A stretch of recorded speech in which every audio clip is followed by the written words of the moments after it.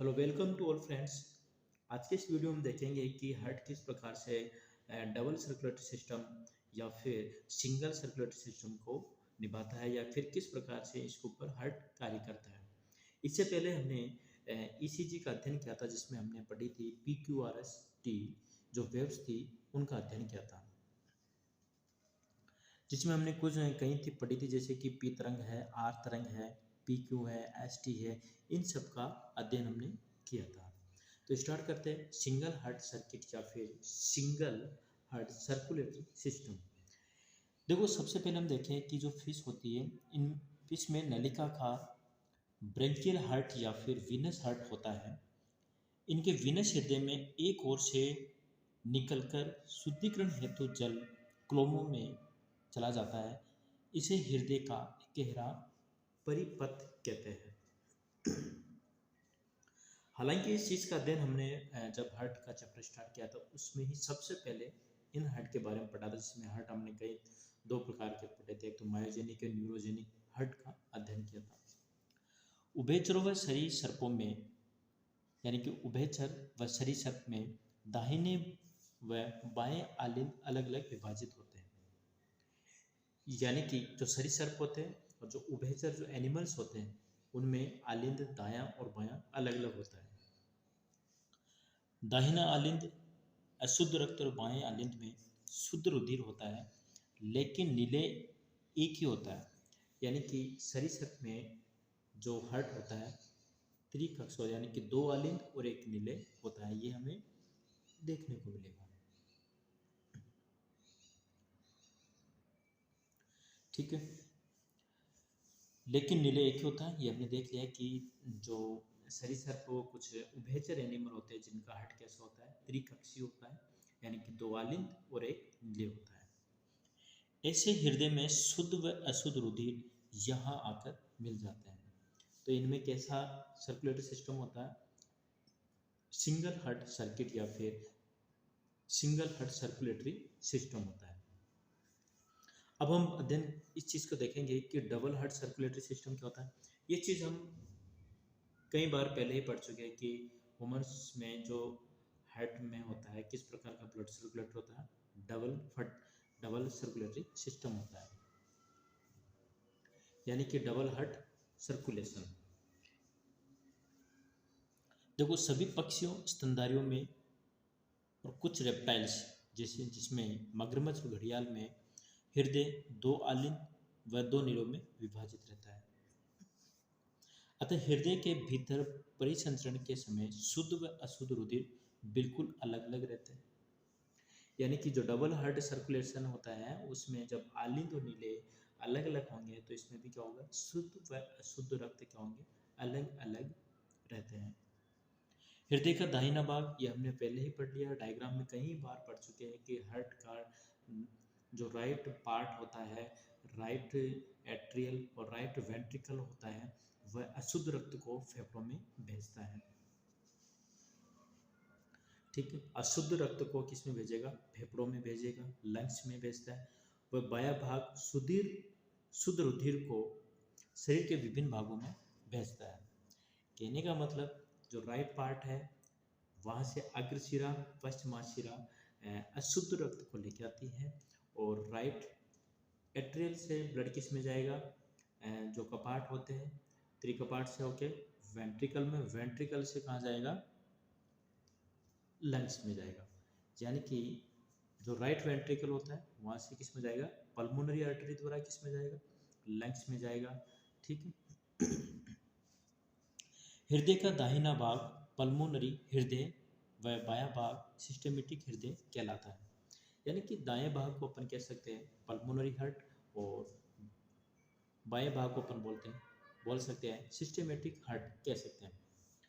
रुधिर अंगों में जाने से पहले हृदय में से दो बार गुजर जाता है, इसे ही हृदय का दोहरा परिपथ कहते हैं। यानी कि डबल हार्ट सर्कुलेटरी सिस्टम इसलिए कह सकते हैं हम इसे क्योंकि दो बार हार्ट निकलता है, यानी कि दो बार हार्ट में से ब्लड निकलता है, एक तो अशुद्ध के रूप में, शुद्ध के रूप में। देखो यहाँ एक चीज़ को समझे, इस डायग्राम से ये राइट यानी कि एक तरह से इसको अपन यूँ समझे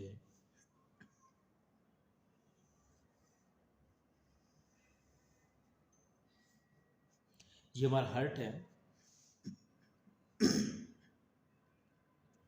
हार्ट है, ये राइट एट्रियल, ये राइट वेंट्रिकल, ये लेफ्ट ओरिकल और ये लेफ्ट वेंट्रिकल, यानी कि दायां अलिंद, दायां नीले, बायां अलिंद और बायां नीले। ठीक है। अब होता क्या है कि यहाँ से अग्रशिरा और यहाँ से क्या हो जाती है, पश्चिमाशिरा किस में जाती है, राइट ओरिकल में।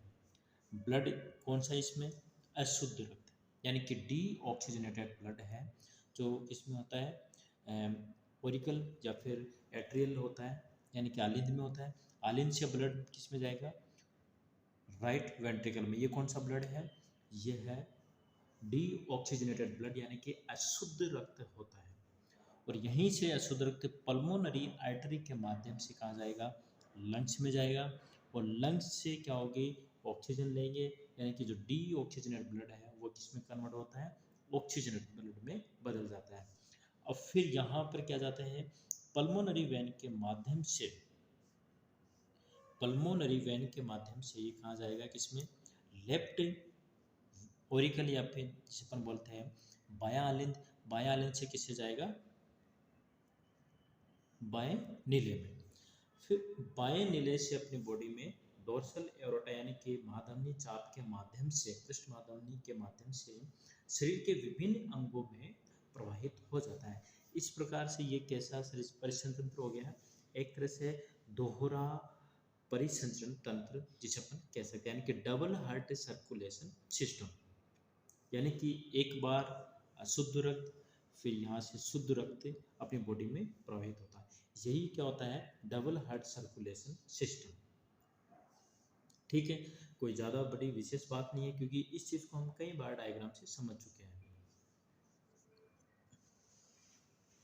अब नेक्स्ट हम देखें कि रुधिर दाब क्या होता है, कि ब्लड प्रेशर होता है क्या।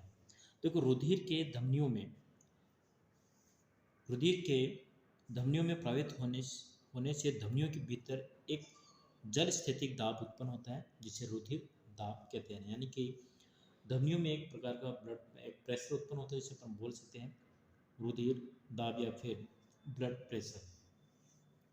रुधिर दाब को स्पेग्मोमैनोमीटर के द्वारा मापा जाता है। स्पेग्मोमैनोमीटर के माध्यम से इसे क्या कहा जाता है, नापा जाता है, किसको, बीपी को। मनुष्य में ब्रेंकियल आर्टेरियल प्रेशर को रुधिर दाब के रूप में मापा जाता है,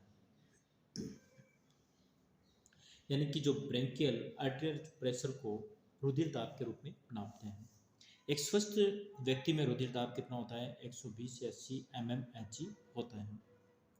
सर्वप्रथम स्टेफन हेल्स के द्वारा घोड़े की कैरोटिड धमनी में रुधिर दाब का अध्ययन या फिर मापन किया गया है। रुधिर दाब के निम्न कारण होते हैं, एक तो नीलों में, यानी कि जो वेंट्रिकल होता है उसमें क्या होता है, एक तो संकुचन होता है, या फिर दूसरी चीज़ कि रुधिर की श्यानता, रुधिर की श्यानता है कि जो रुधिर है अधिक गाढ़ा हो जाता है, यानी कि फ्लो नहीं हो पाता है धमनियों में। तीसरी बात, धमनियों का परिधीय प्रतिरोध, यानी कि धमनियों क्या करती है, जो ब्लड का फ्लो होता है उसे रोकने का कार्य करती है, जिससे कि ब्लड अंगों तक नहीं पहुंच पाता है। ये तीन कारण होते हैं ब्लड प्रेशर नापने के। देखो, रुधिर मापन दो अवस्थाओं में किया जाता है। पहला है सिस्टोलिक दाब। ये चीज़ें हमने अगर याद हो तो किसमें पढ़ी थी हमने, जो हमने पढ़ा था हार्ट का, जो तीन चीज़ें पढ़ी थी ईसीजी के रूप में, इन चीज़ों को ही पढ़ लिया था बीच में हमने, कि सिस्टोलिक दाब क्या, यह है रक्त दाब की उच्च सीमा है जो हृदय संकुचन की अवस्था को प्रदर्शित करती है। मानव में यह सीमाएं 120 mmHg होती है। डायस्टोलिक दाब, यह रक्त दाब की निचली सीमा है। हृदय शीतलन अवस्था, देखो सिस्टोलिक का मतलब होता है यानी कि जो संकुचन हो रहा है उसमें दाब कितना है, 120, और संकुचन के बाद जो रिलैक्स वाली जो अवस्था है उसमें कितना होता है, 80 mmHg। इसलिए जो एक स्वस्थ व्यक्ति का रुधिर दाब कितना होता है, 120-80 mmHg होता है। नेक्स्ट हम देखें कि नाड़ी दर यानी कि पल्स रेट जो हम मुख्यतः नापते हैं हाथ से। हृदय स्पंदन के साथ धमनियों में होने वाले स्पंदन को, यानी कि हृदय स्पंदन के साथ जो धमनियों में होने वाले स्पंदन को नाड़ी दर कहते हैं। नाड़ी दर रेडियल धमनी द्वारा मापी जाती है, यानी कि जो मुख्यतः हम अपने हाथ के द्वारा, कलाई के द्वारा इसको नापते हैं। ये कौन सी धमनी होती है? यहाँ पर रेडियल धमनी के द्वारा पल्स रेट को मापा जाता है। पल्स प्रेशर कितना होना चाहिए? देखो, सिस्टोलिक तथा डायस्टोलिक यानी कि जो संकुचन और शीतलन रुधिर दाब के अंतर को नाड़ी दाब कहा जाता है। यानी कि एक बार में वेंट्रिकल और आलिंद के संकुचन और रिलैक्स वाले, यानी कि डिपोलराइजेशन और रिपोलराइजेशन के अंतर को नाड़ी दाब कहा जाता है। यानी कि मनुष्य की नाड़ी दाब लगभग कितना होगा? 120/80 यानी कि 40 mmHg होगा। धमनी के नाड़ी दाब को अंकित करने वाला उपकरण स्पिग्मोग्राम कहलाता है और प्राप्त चित्रों को स्पिग्मोग्राफ कहते हैं। एक हमने ईसीजी में पढ़ा था, इलेक्ट्रोकार्डियोग्राम, और एक इलेक्ट्रोकार्डियोग्राफ। इलेक्ट्रोकार्डियोग्राम को प्रदर्शित कौन करता है? इलेक्ट्रोकार्डियोग्राम। उसी प्रकार कि धमनियों की नाड़ी दाब को अंकित करने वाला उपकरण तो क्या कहलाएगा? स्पिग्मोग्राम। और उसके चित्रों को कौन प्रदर्शित करेगा? चित्रों को प्रदर्शित करना क्या कहलाएगा? स्पिग्मोग्राम। उच्च रक्तदाब को हाइपरटेंशन कहते हैं, यानी कि बीपी अधिक होना, यानी कि टेंशन, ये चीज़ें उच्च रक्तदाब को दर्शाती है। नेक्स्ट हम देखेंगे कि एंजाइना पेक्टोरिस। कि एंजाइना पेक्टोरिस होता है क्या? यानी कि हृदय की दीवारों, यानी कि जो हार्ट जो होता है उनकी जो वॉल होती है तथा सीने में होने वाले दर्द को एंजाइना पेक्टोरिस कहते हैं। इस प्रकार की अनियमितता कठोर परिश्रम के कारण ऑक्सीजन की अपर्याप्त उपलब्धता के कारण होती है। इस अवस्था में नाइट्रोग्लिसरीन नामक औषधि का उपयोग किया जाता है।